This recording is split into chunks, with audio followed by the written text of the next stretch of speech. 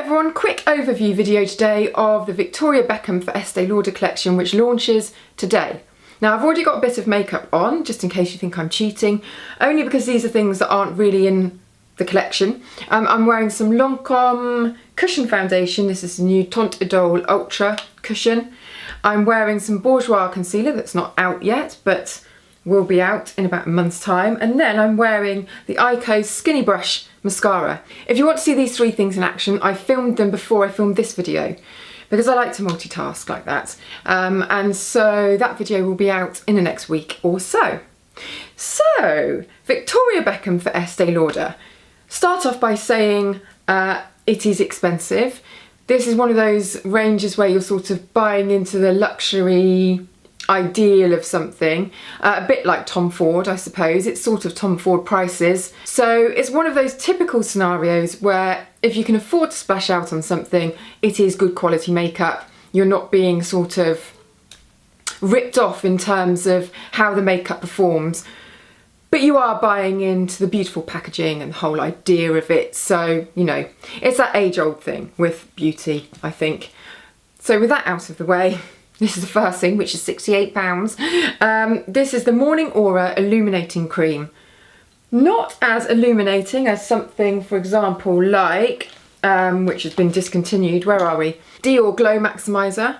In fact, I'll do a little demo on my hand for you. So that is the Victoria Beckham one.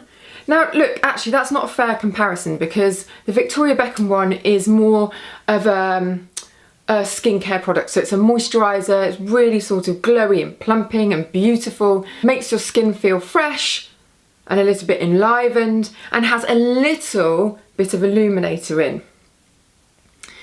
Dior Glow Maximizer is an illuminating sort of base. I mean, it's ridiculous, look at that. If you put too much on, you look like a robot. So they're not a like for like products, but just to give you an idea, it's not as glowy, it's not scary glowy. You could use it just on your bare skin if you wanted to, just to give yourself a little bit of a pep up, but it doesn't have any coverage, and you wouldn't use it to sort of highlight your cheekbones or anything like that. But very lovely. Probably not something that you have to have, I'll be quite honest with you. But if you're buying into the range, then it's a nice one. It is a nice one. It looks great. It looks very, very posh, and it does make your skin feel very beautiful. At the end, I'll go into my picks. So the things that I would have above anything else. Although one of the things, which is the Modern Mercury highlighter, I don't have. And I have a feeling that would be my favourite product, because Estee Lauder have, you know, it's an actual existing product that they do, and it's just brilliant. The Illuminating Jelly, it's like a very finely milled, sort of creamy, powdery illuminator. It's brilliant. So I do have a feeling that that would be my top pick. But I don't have it, so I can't say for sure. I'm going to go in first of all with the Java Sun bronzer. Look at this. So packaging here on all of the compacts, very, very heavy metal compact with a real clicky close, heavy lid, nice big mirror inside, and you've got this ribbed leather, which is such a nice touch. Now this is quite dark and quite warm actually, this bronzer, so it's not going to suit everybody.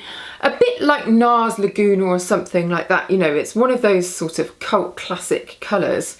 But if you use it with quite a light hand, you get a nice healthy bronze. I'll just pop a bit on so you can see one go, look. Just get a nice touch of colour. So it's a little bit like you've been out in, I don't know, south of France for a couple of days maybe. Nothing too hefty, but you can really build it up very, very easily to suddenly get this quite dramatic tan. Obviously depending on what skin tone you're starting off with. For very, very fair people, this might be a little bit too dark and too warm. But I think that it's a very, very good sort of all year round bronzer colour, because you can really deepen it up, look. going for that proper summer shade. Probably gone a little bit over the top because I can't see what I'm doing. The camera's so far away. But you can also be very light-handed with it, and it's quite subtle. I'm going to go in with something on my eyes, and this is one of the eye metals. Now I have this in Charred Emerald, and I also have it in Bitter Clove. Charred Emerald is a very beautiful sort of dark metallic green. Didn't really suit me and isn't in with the look that I'm doing, which is a sort of nudish look. I'll explain why I'm doing that look in a minute, because things went a little bit wrong last week when I tried a smoky eye with Victoria Beckham Cosmetics. So look, lovely soft shadow. It won't change your life. It's £36 for a single shadow, and it gives a lovely sort of subtly shimmery wash of colour, but you can achieve that with other shadows. There's nothing massively new, but again, that's not really the point of this collection, I don't think. I think the point is that it's all stuff that's very wearable. You can get that very slick, pulled together look, and it's like her capsule collection of products. So you could sort of buy anything in it and you'll get a really sleek look. It's easy. There are no bright lilac eyeshadows with a sort of fluorescent undertone or what have you.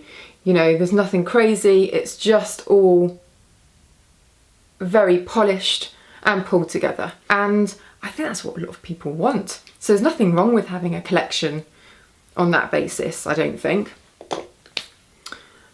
So eyes. What are we thinking? I mean, it is lovely. Doesn't do anything particularly dramatic, I suppose is what I'm trying to say. Now, something that I didn't like, and this is what I tried last week, this is an eye foil, and this one is in Burnt Anise, and it gave a sort of wash of wishy-washy, neither here nor there, metallic liquid shine to the eyelids. And I don't know whether maybe it's just me not getting it, but I don't get it. It sort of gave a little bit of a greasy shine to the lids. You know, say if you put on eyeshadow and then you put on Vaseline and then it goes very slightly, not patchy, but there's not a uniform opaque layer of metallic shine there.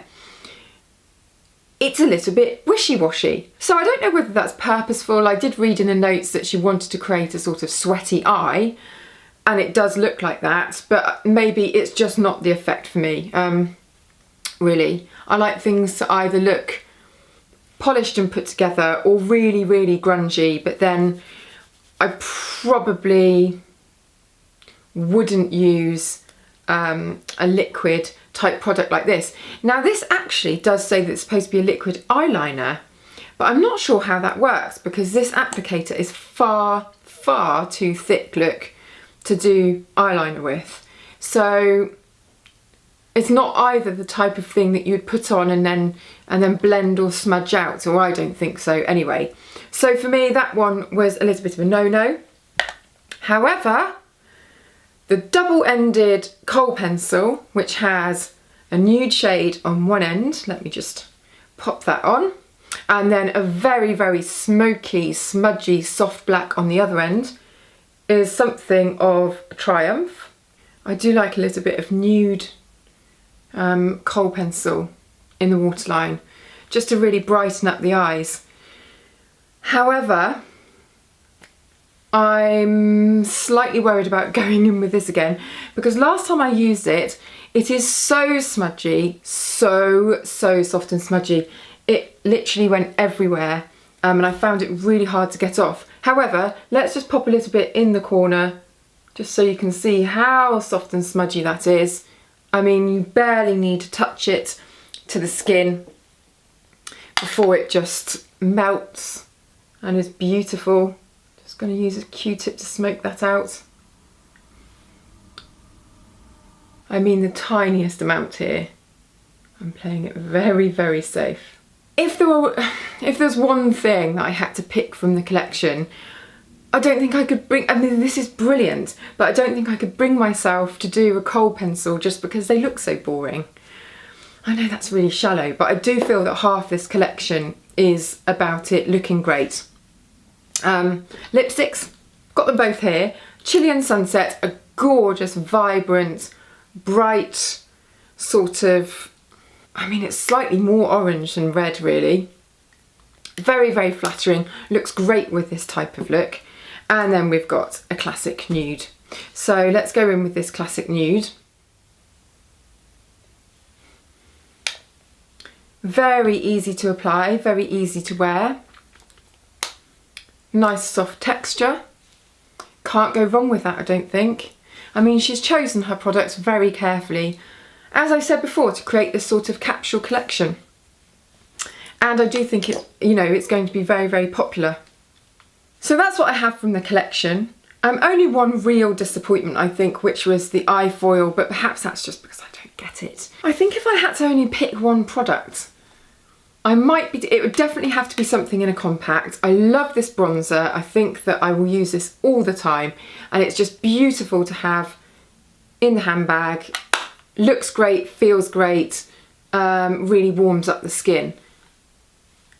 I could be tempted to take a risk because even though I haven't tried it, I just know that it's an amazing formula and go for the Modern Mercury highlighter. But as I said, I don't have it here, so I don't know. That's risky. Maybe they've done something crazy to it. I don't know. But definitely one of my picks would be something in a compact. I think the bronzer's great. Failing that, the Illuminating powder. Lipsticks are gorgeous too. Kohl pencil I think is probably very, very practical. But again, if you're going to buy one product, I don't know whether that's going to excite you in your makeup bag. So I hope that you found that useful. Just a little overview of the bits and pieces that I have here. Yeah, and I think everything will be on Selfridges, so check the link below, it should all be there. Thanks for watching and I'll see you next time.